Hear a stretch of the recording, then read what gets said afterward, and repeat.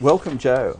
Hi, how you going? I'm well. From, let me read it as I've just discussed with you, SF Outsource Solutions. Yes. But you are a leading, if not the leading, self-managed super fund auditor. Audit expert, yeah, that's expert right. on the coast. On the coast, yeah. Well, tell me a bit about that. Are you the only one that does this, or are you just higher profile than? The difference with our business is that we specialise solely in being SMSF audit experts. So our whole practice is set up to be Australia's leader, not just Central Coast leader, but the #1 audit provider in Australia, essentially. Yeah, and I think you've just had an award along those lines last year. We did. We have experienced a lot of growth since we started. In 2010, we were very lucky to win the New South Wales Business Chamber Joe, award. I've just got to say, there is no luck at all in business. We have this theory that, lucky, no, you've worked hard to get that and be recognised on a national basis. So no, don't downplay Put it that. down to luck. No such thing. No, it certainly has been a hell of a lot of work and a lot of planning as well, and having a very strong business plan and a vision.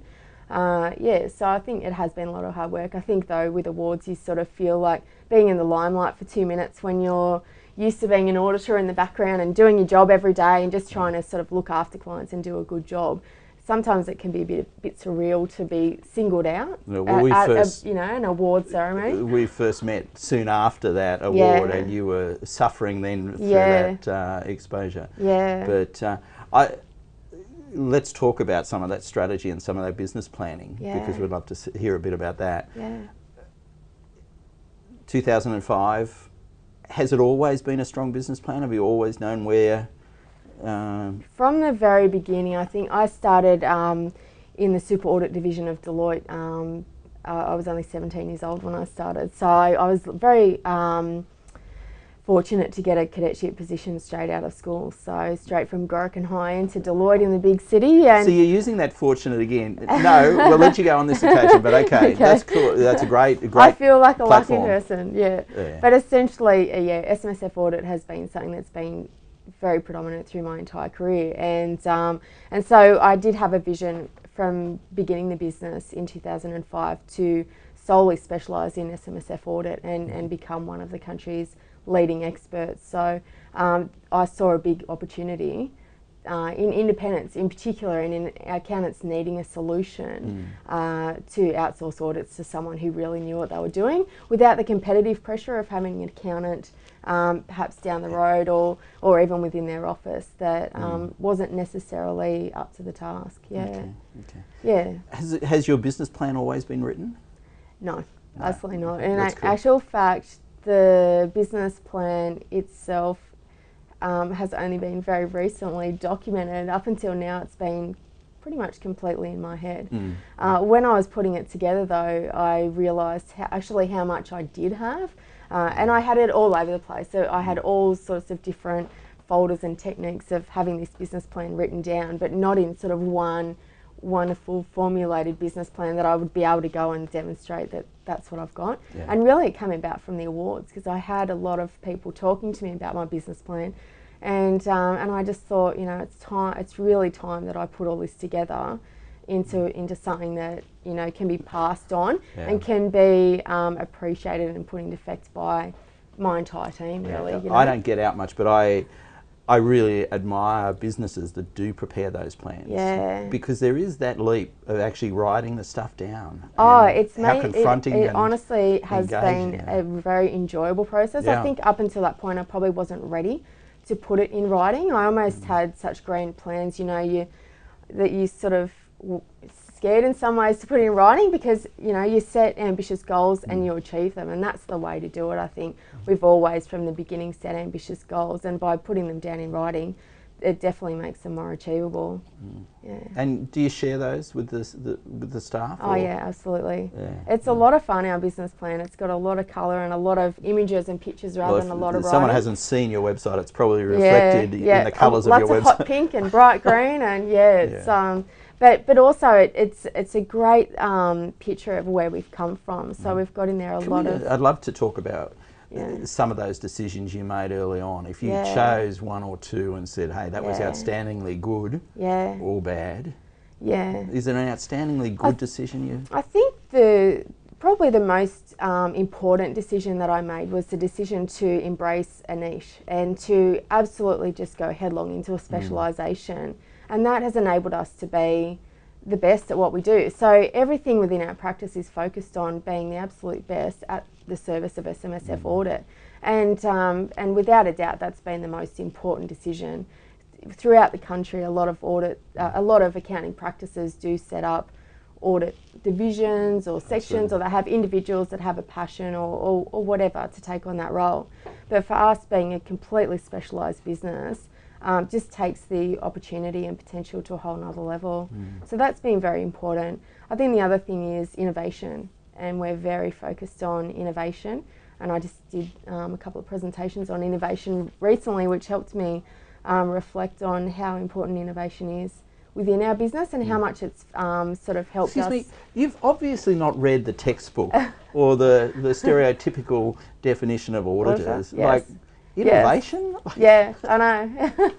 Yeah, innovation in technology, it is the future, and that's how we're going to deliver in the market as demand grows. Absolutely. Finding better ways of doing things is exciting, and it comes from our passion to always do better. That's it. That's and a so cool place. Innovation is and important. Obviously, you haven't read the textbook about No One Can Lead Australia from the Central Coast. We're talking to Alan Williams as well, who leads Australia with Link Technology. You know, that it is so exciting to see the energy on the Central Coast. Oh, well, look, technology has made it possible to service accountants Australia-wide. So where we're located really makes no difference. And you know, our clients span every state in Australia, and that's only continuing to grow every day. What's this next, almost happy financial year? What's that look like for you guys? Is it going to be bigger, or what? I should be specific with this question. Have you got one strategy that you would like to see implemented, or one change you'd like to be seen made over the next 12 months? Over the next 12 months, I think our biggest focus is developing a more advanced software program to make our job even quicker and easier, and to make delivery even faster. So we're very much focused on improving from a software point of view, because in our industry there's a lot of software out there for other sectors of the SMSF industry, but not necessarily in the audit game. So that's one of our focuses. Do you develop those internally, or do you have? That's what we're working on now. Okay. Yeah, cool. It'll be our first really major innovation project that we've undertaken, and simply made possible because of our size and increasing contacts within the industry to make it all happen. Really. Okay. Yeah. We talk about work-life balance. Yes. You said you had the kids run. I had the kids run this morning. Then I found out you have 4 to run around. Yeah. Is there work-life balance? Absolutely. I think being self-employed definitely helps, and I work with my husband as well. So we're very supportive of each other, and you know, one will do the run, and then the other one will do the afternoons or whatever. So working with my husband definitely helps. But I think work-life balance, has perspective for each person. You know, like I love what I do, and I'm passionate about what I do. And if you enjoy your job and enjoy what you're doing, it doesn't really feel a lot like work. It feels like I'm doing something that I love to do. So I feel like I have work-life balance. But I think it's a question that gets asked a lot of business women in particular. There's a lot of pressure on women, especially trying to have careers and work and be a mum at the same time. And I've certainly struggled with that in my younger years. I became a mum when I was 22. So I've had kids for a long time and been studying and working at the same time. And women, I think, and I need to learn this too, is to learn to let go of guilt and be proud of what you do and proud of what you achieve, and appreciate the time with children. Wow, there's another interview there. We'll have to get to back. That's it. And I've got to say, the men feel the same. Well, that's not true. They don't feel exactly the same. Someone will come and slap me for that. But I think blokes are trying to balance that thing as well. But they don't have that overarching maternal thing, and that often manifests itself in guilt. That's right. And I think it is easy to get bogged down in a feeling that you're failing in both, you know, that you're not really being the best at either one, but really it is possible. I think it's just a matter of recognising your limitations and being realistic about what you can and can't achieve. And don't underestimate. I don't want to go on about best in Australia, but certainly we'd love this model to be the best in Australia too for Business Insider and communicating to businesses. But talking to other people just builds the enthusiasm even more for me. So that's kind of cool. Thank you for that. Yeah, thanks. You now get the opportunity to rant. And we're talking about generalisations. Do I look like a ranter? Hey, I'm going to give you the opportunity. Yes, I think you do. Yeah. So tell me, what gets up your nose when it comes to business or the coast or...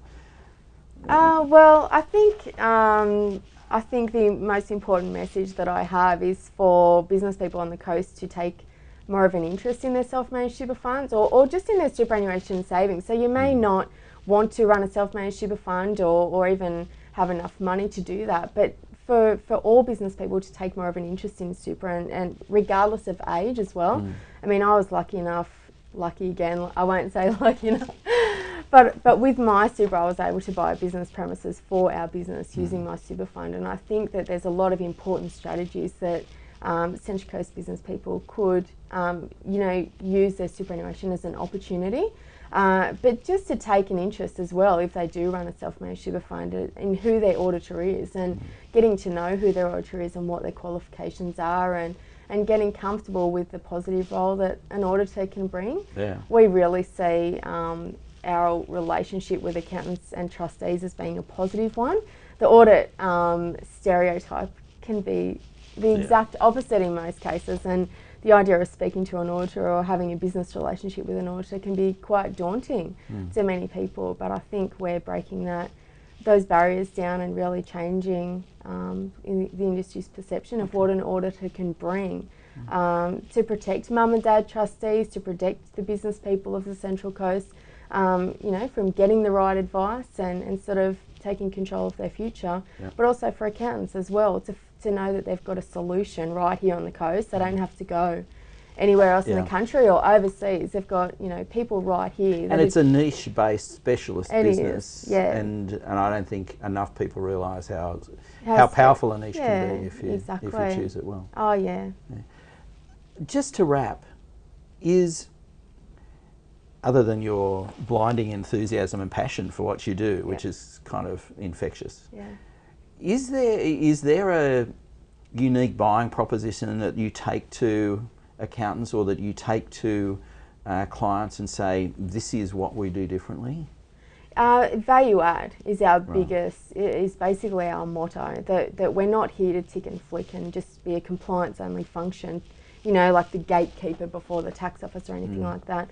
We're really focused on adding value to accounting firms and looking within their systems and procedures to make their SMSF businesses more profitable and, have them be more confident in their advice. It's really truly a business relationship, not simply an outsource of a fee and a loss of revenue. We're very focused on giving back adding value to the business that goes well beyond the audit fee itself. Not an easy sale, but you've convinced me I need to chat. Okay, that's what you think your customers buy. If I was to ring them and say, why should I go to outsource solutions for my self-managed super fund, what would your clients say that you bring, do you think? I think it's an interesting question. I think that the value of a good night's sleep is probably one of the most important things that we provide clients. Just reassurance that the opinion that they're getting from an auditor is absolute spot on. So you're getting an auditor with many years experience our clients are confident with the level of technical ability. How do they get that confidence then? Because we communicate with trustees through our end of year management letters where we're writing to the trustees and letting them know things that we've found things that we think could be improved, and making recommendations for how they can, you know, rectify any problems as they come up.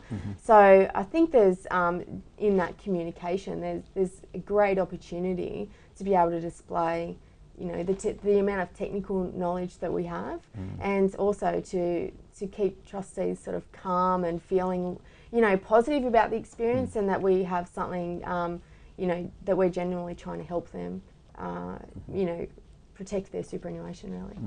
Yeah. Okay.